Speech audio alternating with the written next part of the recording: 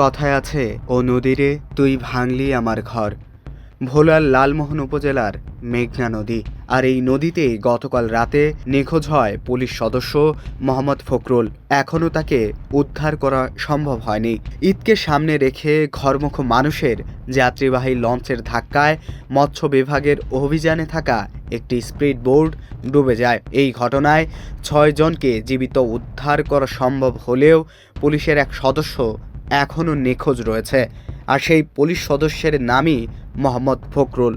তিনি লালমোহনের মঙ্গল শিকদার পুলিশ তদন্ত কেন্দ্রে কনস্টেবল হিসাবে কর্মরত ছিলেন। আর এই ঘটনার সত্যতা নিশ্চিত করে লালমোহন থানার ভারপ্রাপ্ত কর্মকর্তা মোহাম্মদ অলিউল ইসলাম বলেন, নিখোঁজ পুলিশ সদস্যের সন্ধান চলমান রয়েছে।